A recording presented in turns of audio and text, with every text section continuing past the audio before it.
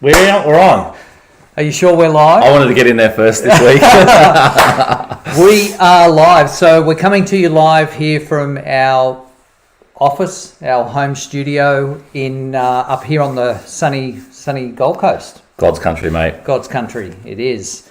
So my name is Drew Innes. I'm the CEO of Hello Haus, and this is Scott Agate, the founder. How you doing, mate? I'm good, and you? Very well. It's been a busy day this morning. Lots of inquiry. Yeah, well, there's plenty of people buying still, even though the media is portraying it as everyone running for the exits. There's still heaps of buyers in the marketplace, which is good. Yeah, it's all that fear-mongering. Absolutely. Fear-mongering. Absolutely. So Hello Haus, what are we? We're Australia's only property negotiation as a service business. So if you've got the capacity to find your dream home or investment property, and if you don't, we can coach you and teach you on how to do that. Mm-hmm. We will then step in and expertly analyse its value and then insulate you from the selling agent and negotiate the best terms and the lowest price, so you don't have to go it alone and become an industry statistic. We're going to talk about insulating you from the selling agent today. That's basically the subject, isn't it? It is. So so this is interesting because there was a recent poll. So this isn't us making these numbers up. Yeah. Yep. Yeah, it was in the paper. Must be real. It was a Morgan poll. Yeah, it was a Roy Morgan poll from 2021. There you go, 2021. So it's pretty current. I don't think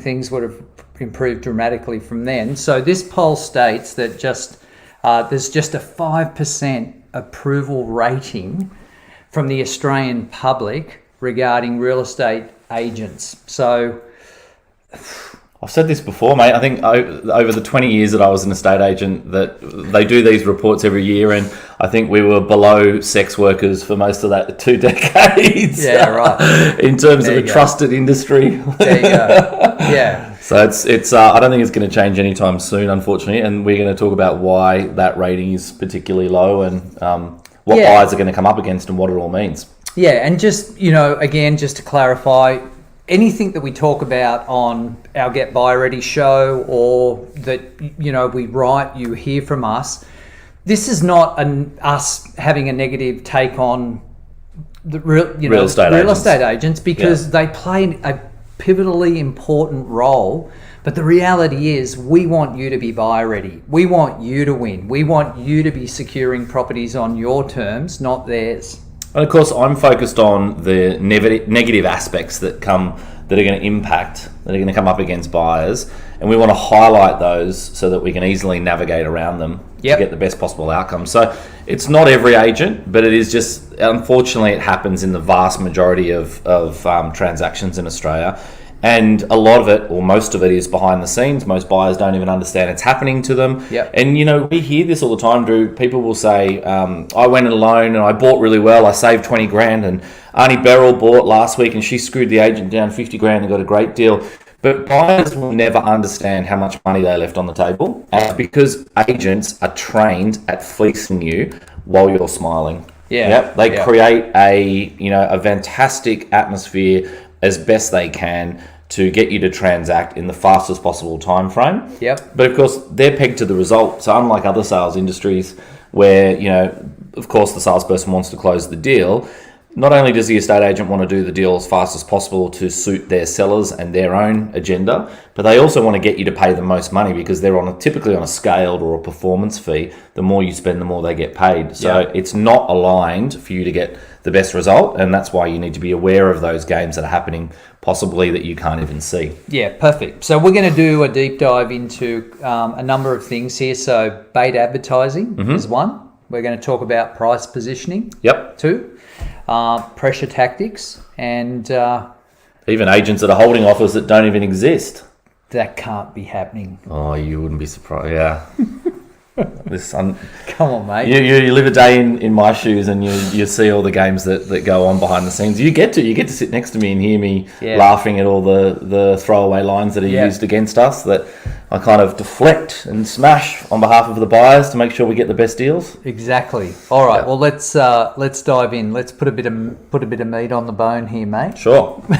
So, first one, bait advertising. What do you mean by that? Well, bait advertising is when an agent will price the property low to encourage competition from buyers and to create value for buyers up front at an early stage. So it's really luring them into the fight, and it's creating a whole heap of people that are going to compete against you that are typically emotional end users. So what happens typically with a sales process from the agent's perspective is they'll go in at a particular number to win the listing. So they'll go, "G'day Drew, nice house. We spoke about this last week. It's probably only worth 900, but I'll get you $1 million all day of the week." Yeah. And then they've got to go back out to the market, and there's no way they can quote $1 million. There's no way they can really quote 900 because they need to give people value to get them into the process. So they start quoting in the 800s, and they bait advertise you into that process. And we see this all the time. And typically it's the same agent. So if you're watching the local market, very often it's the same agents that just rinse and repeat the same strategy. Yeah, it's easy to spot after a while. Yeah, so to combat bait advertising, you've got to be very specific. And correct me if I'm wrong, mate, because I'm a student of the process, right? Have you done the course yet? Yeah, of course. You should do my course. I wrote the course. I did. Well, I wrote the course. You critiqued it. Exactly. Got all my spelling mistakes. Yeah, exactly. And so it comes down to knowing your budget, getting specific, laser focus. Yep. Becoming an expert in your target, let's just call it your patch. Know your patch, know your patch, know your patch. And if you're consistently monitoring your patch, you're going to start to know market value. Yeah, and so it's market value and market depth, isn't it? Those two things. How many people are you competing against at a certain price? Yep. And what are these prices being spent in real time? Yeah, if you track it for 4 to 8 weeks, you'll get rid of bait advertising. You'll get rid of some of these other things as well, because you can see the outliers in price. Yeah. You'll start to see, as I just said, the strategy at play from different local agents, and you'll realise, well, hey, this guy's or girl's going to quote $850, and the likelihood is it's going to sell for $1 million.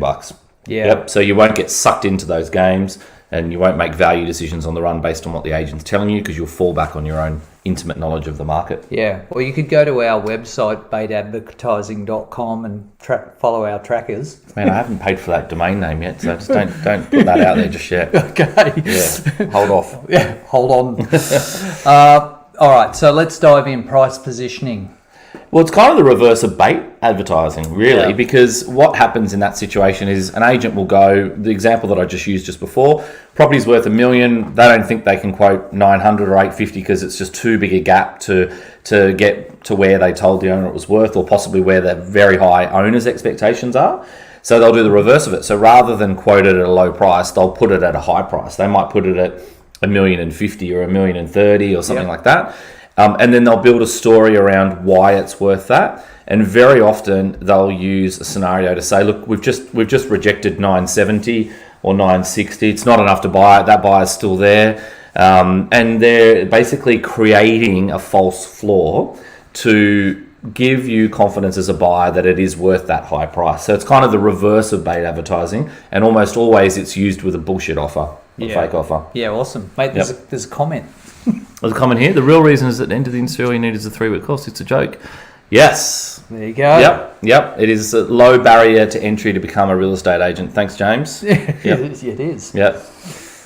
So now let's with the price positioning then, like how do you what can one of our students do or clients do to address that? Well, it's the same thing, I think, that works for everything. It's understanding where the market value sits, because, and then we'll talk about this further in terms of reading what an agent is saying to you and whether or not you can call BS on that or if you think it's legit. Yep. But the market value and market depth doesn't change, and that's key to being, buyer ready. So, Perfect. Because what you're going to come up against with those two, as you said at the start, is pressure tactics. Yeah. Okay. And that comes into play in almost every deal, because, I could count on one hand how many times I ring an agent a year and they don't tell me that there's already interested parties on it. It's the first line. And when you get trained as a real estate agent, it's always create competition, always introduce another buyer into the mix. So, Drew, if you were ringing me and saying, hey, I'm interested in buying, 12 Smith Street, I'd say to you, great, well, we've just got another contract holder that's going to be coming through at 2 o'clock. Can you get there at 2 o'clock as well? This is they're coming just before you or just after you. It's their third inspection or whatever it might be. Or we've just rejected an offer at this level. It's great value, great buying. My seller's really motivated, but I'm just dropping into the conversation. There's other people. You've got competition. Yeah. You're not alone. There's a reason for you to have to act fast. Yeah. And it starts the pressure tactics from there. So when you start to engage with the property, engage with the real estate agent, and then show some real interest and intent in potentially making an offer, it's very easy then for the agent to fall back on, well, we told you from the start there's other buyers in this, there's other interested. We've actually got 2 more people that are really interested in this process. Yep. And it's not until you've got the ability to read the agent and understand that process that you can really see through it. And this is the real danger zone where people don't understand. And if they're new buyers or haven't done it for many years, they just get sucked into this vortex. Yep. And they'll pay a premium because there's no other buyer, and it's just the agent that's creating that competition out of thin air. Yeah, well, you see that at auctions, don't you, when people start bidding against themselves? Well, it's just absurd, isn't it? Because you've got, if you actually think about what's happening when you get asked to bid post-auction or live in an auction after it's already been stalled and you're the highest bidder, they're asking you to bid against yourself, okay, and pay more money to the owner when they've just conducted a public auction and no one else in the public is prepared to pay as much money as you've just put your hand up for. Why would you keep bidding against yourself in that situation? Yeah. If the auctioneers wait, give everyone multiple times to get involved and put up their hand to pay more than you, and they didn't, which is why it's stalled with you as the highest bidder. So then you're just competing against the owner's expectations, and sometimes you might have to put more money on the table to close the deal to get it done there. If it's high risk that you can't replicate that asset quickly, and you've been looking for a long time, it might be that you're prepared to put more money on the table to stop the fight then and just get it done. Yeah. But in most instances, all you're doing is doing the agent's work. If you keep putting more money on the table, you're helping the agent close that deal. Whereas what I like to say at an auction, if it gets passed into one of my clients who I'm representing and bidding at the auction, is to say, well, you wanted this auction. Very likely you rejected our offer 3 weeks ago and told us that it had to go to auction. Here we are today at the public auction that you wanted, and there is no one else bidding against me at the price. I've got my hand up last. My job's done. I did what you asked of me. Yep. I'm the highest bidder here. Your job starts now. Go inside and beat the vendor down on price. Yeah, you go and manage the go and manage their expectations. Exactly. Yeah. And when I don't quite deliver it like that, of course, because you don't want to be arrogant in that situation. But it's basically wording to that effect that basically says go back and work your end and try and bring the sides together. So that's another area where they'll just apply massive pressure to you as a buyer. Yep. And it's a very deliberate strategy to get you into that position as well. We've talked about this previously, and I think even in the course, but at an auction day, when I was an auction agent, I would get my clients into a position where they'd all be bidding. I'd create value for them.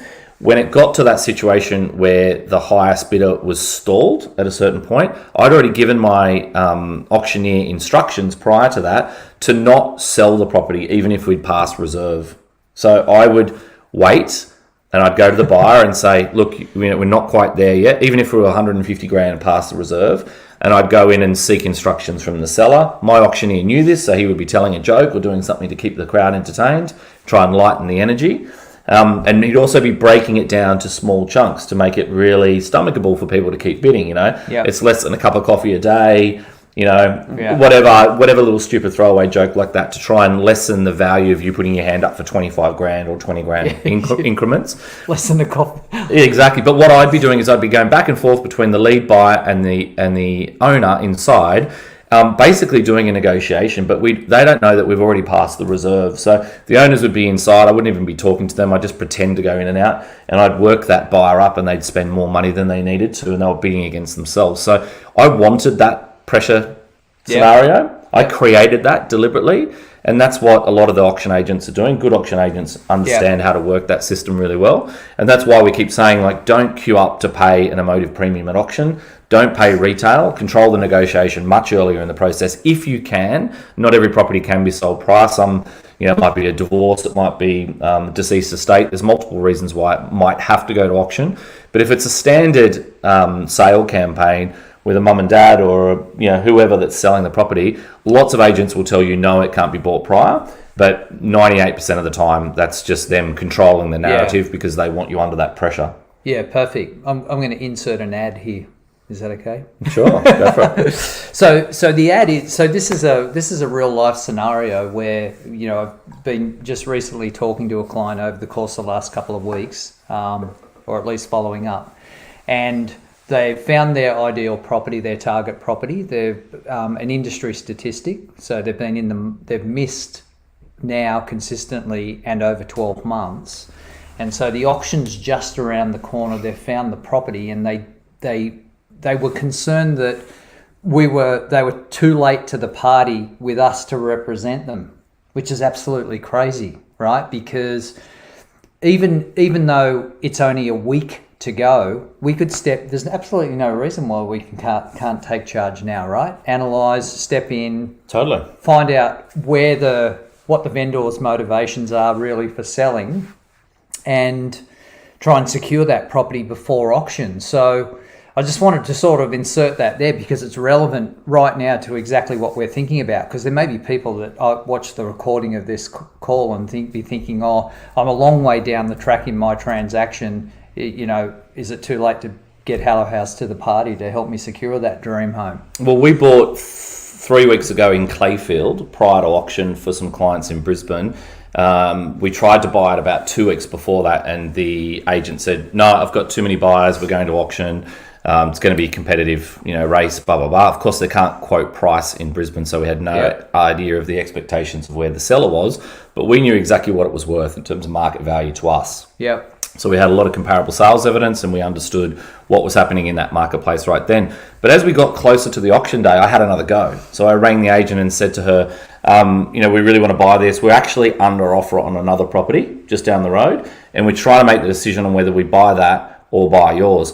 By doing that, it changed. Yeah, it reversed the pressure now. It reversed the pressure. And then all of a sudden she was like, well, hang on, I don't have any other buyers, and I'm pretending that I'm going to get these people here on Saturday. They're probably going to be the only people there, and we were hoping to close it under auction conditions. Now they may not be there, which means this is going to go down in a flaming pile of what. So she had to change her dialogue, and her dialogue was, well, I've got a couple of other people that want to make offers as well. So backpedaling. Where do you think, where do you see value? And then I'm like, okay, well, at that point I know there is no other buyer. Because there's no way an auction agent that understands why competition is going to create a emotional premium is going to take that off the table after all the dialogue that came before that, unless they're feeling that it's going to crash and burn on the Saturday. So we as soon as I knew that, then we just drove it much harder, right? So we started way lower than where we expected to have to pay, and we ended up saving the client $50,000 below their target price. We paid $880, so $50,000 at $880 is a huge saving. Oh, it's a massive saving. But it's all it's understanding when to have a go, and it's understanding the change in dialogue, the switch in dialogue from her. And I talk about this a lot, and you hear this in different industries. Over time, I've heard this so many times. But when you're hiring an expert and someone that is coming with decades of domain experience, in this instance, we're talking about my negotiation experience from over 3,000 property deals. You're not paying for my hourly rate. You're paying for my knowledge of those 3,000 deals, and it's just those tiny tweaks of dialogue that I can. That's a door open to me, and then I just run through that door to the benefit of the buyer. And if you haven't got the ability to understand those subtle things in sales, and you haven't got the experience in how these transactions play out, this is when you've got to reach out, because we talked about it again last week that the cost is, on average, we think in Australia buyers are overpaying by $100,000, circa $100,000. And that's hitting all the pain points, right? The 7 months, the 90 hours it takes to find a property, the 5 times that you miss out, all the costs for your building and pests or your strata reports, your conveyancing, and then it's the saving on average that we make our clients as well. So if you've got the ability to do it yourself, great, get in and do the Get Buy Ready course.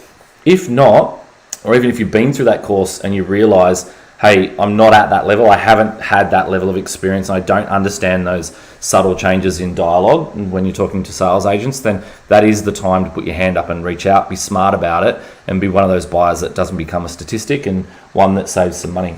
Yeah, I think the key thing too is there's a different dynamic that happens when, you know, the out-of-town expert with the briefcase, i.e. you, or one of our negotiators steps in and is talking to the selling agent from one professional to another. Yeah. It's not like, with all respect, you know, like an average buyer, you know, Joe Bloggs calling and fumbling through that call or trying to bluff their way through that call.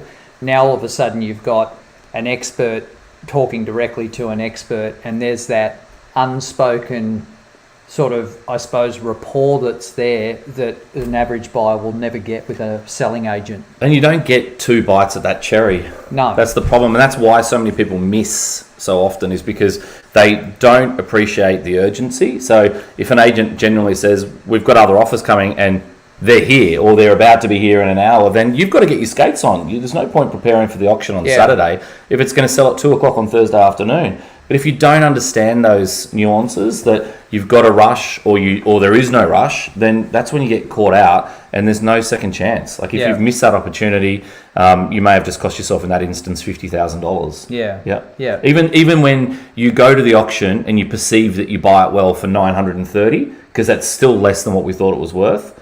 That, you know, you might, and this is the problem, right, that I started with, that Arnie Beryl still turns up at the auction and tells you that she bought it well and there was no one else there and she got herself a bargain. She bought it under market value. Fantastic. But she cost herself $50,000 because she didn't buy it on Thursday. Yeah. So it's just those subtle differences why people overpay. Yeah, exactly. Yeah, and no, it's sort of funny, people, you know, celebrating the perceived win, but the reality is they've probably baked into the transaction always the emotional premium. Yeah, like we use that term all the time, and I mean, there's no better way to describe it, because when you're coming up against a well-trained and expert selling agent, they're always going to have the psychological and the technical edge on you to extract that premium out of you. Absolutely, and they do it for a really, you know, clear reason. It's fear of loss. Yeah, it's fear of loss. It's playing on that FOMO for buyers, that if they create competition, it's human nature to want what you can't have or want what someone else is about to get. Yeah. If you fall in love with these properties, people want to fight for it. Yeah. And that's where they'll just pay blindly an extra $5,000, an extra $10,000 luxury tax, an extra 50 or 100. It depends what price point you are, but it's all very relative. And it might be the difference between, you know, recouping your stamp duty costs or, you know, seriously reducing your interest on your mortgage and, you know, the lifetime that you've got to pay it off for. Yeah. You've got to be smarter about it. There's the agents train daily or weekly in scripts and dialogues to get you to pay a premium. If you're not aware of that, then you're going in blindfolded. Yeah. Okay. Well, let's get back into some sort of meat and potatoes here to wrap up the call.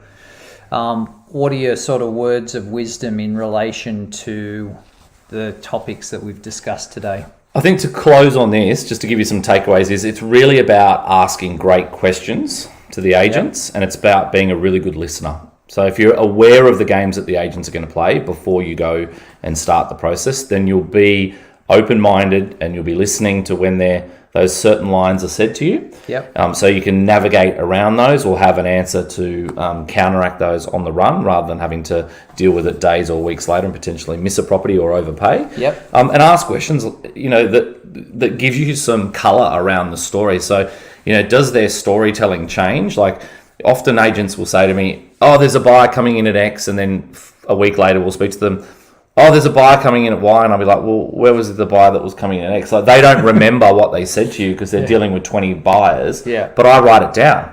Yeah. Right? So be smart about it. Like, and then you can cross-check it and you go, okay, well, great, you know the agent's lying to you because they can't even remember their own story. And if I always find with lying in general, but especially when you're dealing with real estate agents, is that if they have a very clear and concise answer for you, a lot of the times that can be the gospel truth. Yeah. Okay? if they have to tell you a big backstory to it, they're probably lying. Yeah, they're trying to cover their tracks. They're trying to give you a big fluffy answer that feels like you're bought into the whole process and, oh, that must be real. But typically that's when I find they're lying to me the most. Yeah. When they get it. And that's just something that I've learned, again, over doing this, for 28 years and so many transactions, is you start to see these patterns emerge.